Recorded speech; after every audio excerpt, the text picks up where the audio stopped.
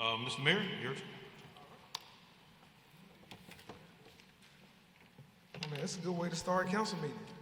Good evening. A lot of recognition, a lot of great work being done by a lot of people throughout the community. So thank y'all for recognizing me. I don't think we do that enough. So hopefully we'll see more of that here. I want to certainly say good evening to the President as well as all the members of the City Council, all the citizens who are here in person and those that are participating virtually. We're grateful for all the things that you've been doing, and we're going to talk about some of the high points that we've had the first part of 2025. I'm proud to say that the city is moving in the right direction. We've seen progress, and not just on paper. We've seen it in our streets, in our neighborhoods, and in the lives of the people that we serve. Certainly starting in the area of public safety, we're seeing the results of smart, strategic investments. We're seeing violent crime down more than 28%, and that's not just a number. Those are lives protected, families preserved, and communities made stronger. Nonviolent crime and overall crime are also down significantly, each decreasing by double digits. Our police department, under the leadership of Chief Grayboys, is more visible, more engaged, and more committed than ever to community policing and trust building. I think it's being reflected in our recruiting numbers and our retention numbers, and certainly those that are helping us even outside of the police department itself.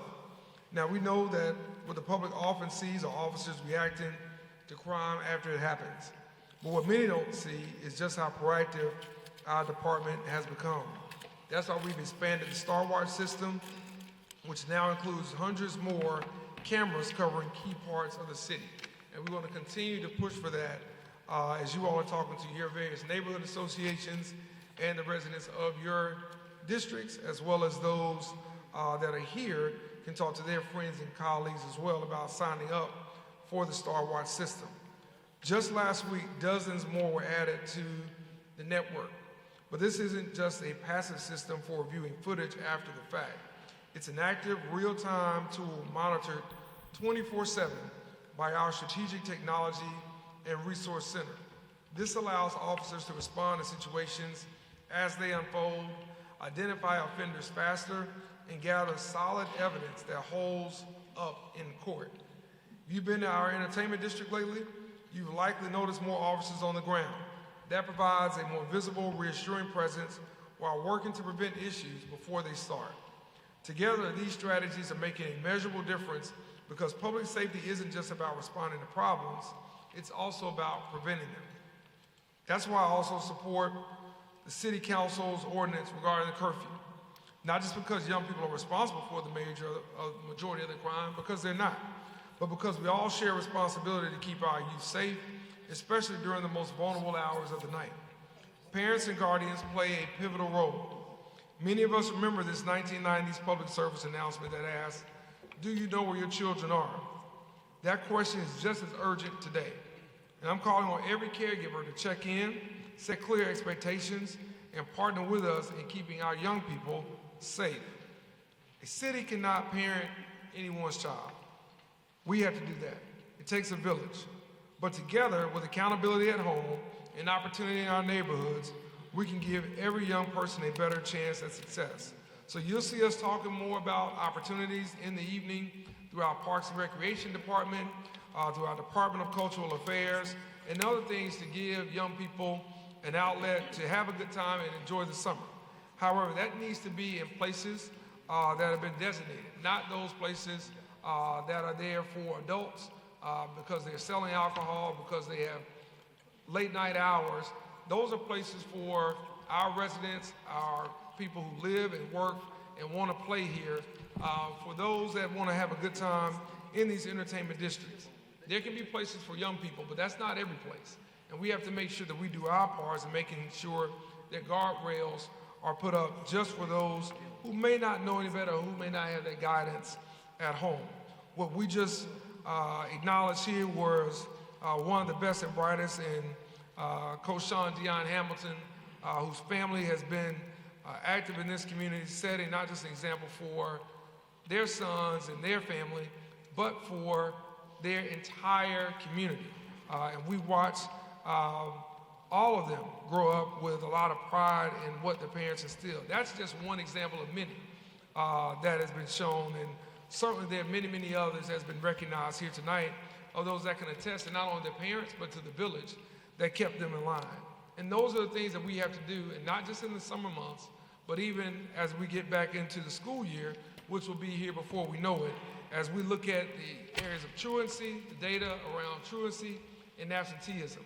We're going to have some tough conversations with love in this city about how we continue to keep those numbers going in the right direction when it comes to public safety, and how we continue to go in the right direction when it comes to education and opportunities going up in this community. That means everybody coming together and having not only the tough conversations, but also sharing good feedback that we as a government can use along with the parental involvement and the family involvement and the neighborhood involvement as well.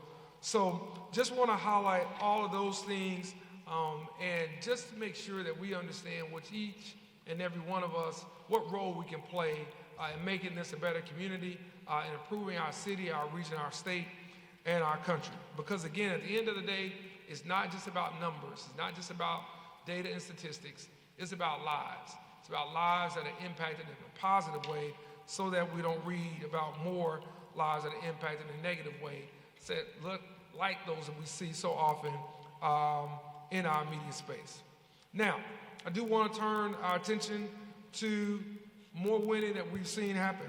On the economic front, we want to keep everyone abreast of just what our small businesses are doing. I'm going to get to these highlighted points here, but our small businesses are truly, truly doing good work, and I really appreciate the financial institutions, our Department of Economic Development, so many of our organizations who understand that small businesses are the backbone of our economy. And we're glad to see so many tools that are being brought to the table now, more than we had just even 5 years ago, much less more than that, to help those small businesses propel Alabama and propel Montgomery to these high-ranking positions that we see here. Number one for new capital investment in 2024, number two for jobs created by new projects, number two overall for capital investment. And what that meant for our city is more than $1.1 billion in local investment and nearly 500 new jobs created.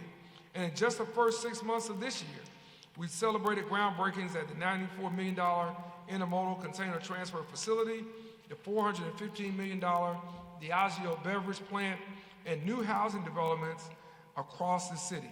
These aren't just ceremonial shovel turnings. They represent real progress, real jobs, real investment, and real opportunity for our residents. And we're not stopping there. We're exploring a new convention center and arena, something this city has needed and deserved for years. This isn't just a dream, it's a strategic investment in our future to bring more tourism and more events and more opportunity and jobs to our city while supporting those small businesses in the retail and hospitality area and so many more that feed off of people that come into town for meetings and concerts, sporting events as well. This is an opportunity for us to continue creating a space that reflects the energy and ambition of this community. And that goes along with us even going to Paris for the air show and making sure that we're looking at future opportunities for growth. And as I was reminded there by city leaders from across the state of Alabama, these type of relationships aren't for those that are in it for short-term gain. This is for those that are in it for the long-term benefit of their community, whether that elected official sees benefits of that or gets any credit for that or not, because we have to put the seeds in the ground that are going to blossom long from now as it relates to diversifying our opportunity and leveraging our airport and our land capable of that, combined with our intermodal facility, to really become that freight and logistics hub that we believe will help grow this city and this region and beyond. Now, as we talk about more community wins, we're talking about neighborhoods. In the first 6 months of this year, we've seen major wins for our communities. We've opened the Crump Senior Community Center, the Chisholm Community Center, and the Sheridan Heights Community Center. Each one revitalized to better serve our families, our seniors, and our youth. We officially opened Fire Station 10, a state-of-the-art facility that not only improves our emergency response, but also reflects our commitment to the safety of every resident in every zip code. And we've broken ground on a new entrance for the Montgomery Zoo, a project that will enhance the visitor experience and strengthen one of our city and our region's most beloved attractions. These milestones aren't isolated, they're part of a larger wave of momentum that's been building across Montgomery. And we expect even more upgrades to our community centers in phase 2 and our parks, as well as the zoo's new entrance to be completed before the end of this year. It's a reminder that when we invest in our people and our neighborhoods, we all rise together. And when we talk about progress, we're not just talking about numbers, we're talking about neighborhoods. Speaking of people in neighborhoods, we want to invite everyone across the city to bring a friend to July 4th at the Riverfront Amphitheater from 8 to 9:30 p.m. for our Independence Day celebration. Come hear the 151st Alabama Army National Guard Band perform, followed by a spectacular display of fireworks along the Alabama River. Admission is free. And as a reminder, clear bag policies are in effect at the City of Montgomery events, so please plan accordingly.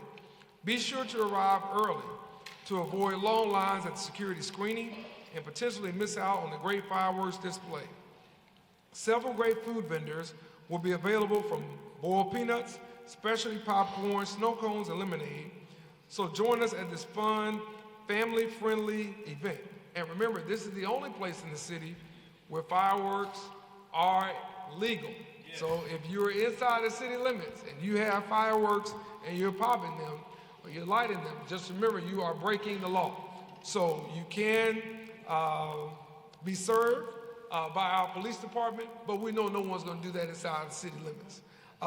So we just want to remind everybody to come down to a free, safe fireworks show down at the riverfront on this 4th of July. Now, I would also like to call special attention to the fact that July is Extreme Heat Awareness Month, a time to recognize the serious health risks posed by excessive heat, particularly here in Alabama. With temperatures rising, it's crucial to stay hydrated, limit outdoor activity during peak hours, and check on vulnerable neighbors, children, and pets. Watch for signs of heat-related illness, including heavy sweating, dizziness, nausea, confusion, and a rapid heartbeat. These conditions can be deadly, but they are preventable with awareness and action. Whether you're working outside, enjoying summer activities, or simply commuting, make heat safety a priority. We urge all residents to stay informed, stay cool, and look out for one another as we work together to beat the heat this summer. Montgomery is also continuing to work to improve its pedestrian access and safety across the city. Mark your calendar to join our economic and community development teams on July 10th from 5:30 p.m. to 7 p.m. at the Montgomery Interpretive Center to let your voice be heard. This upcoming meeting revisits Carter Hill Road and College Street, an area that connects schools, transit stops, businesses, Huntington College, and Alabama State University. With concerns about dangerous crossings and limited sidewalks near high traffic zones, this project aims to create safer, more accessible pathways for residents, students, and visitors. We encourage all residents to review the proposed master plan and share feedback at upcoming public meetings. Your input is vital to ensure the final design reflects the real needs and priorities of a safer, more connected Montgomery. To close out my message this evening, I would also like to invite you all to participate in the upcoming Move MGM Color Run on Friday, July 19th, starting at 8 a.m. at Buddy Watson Park. This free event promotes wellness across the river region with a fun, family-friendly run walk around the park, complete with vibrant color stations. The first 400 registrants who pick up their race packet on July 18th between 3 and 6 p.m. can claim a free run shirt. Race day check-in begins at 7 a.m. And don't forget to donate to the Heart of Alabama Food Bank when registering. We'll see you there. Mr. President, that concludes my message this evening, and I thank you for the opportunity. Thank you, Mr. Mayor.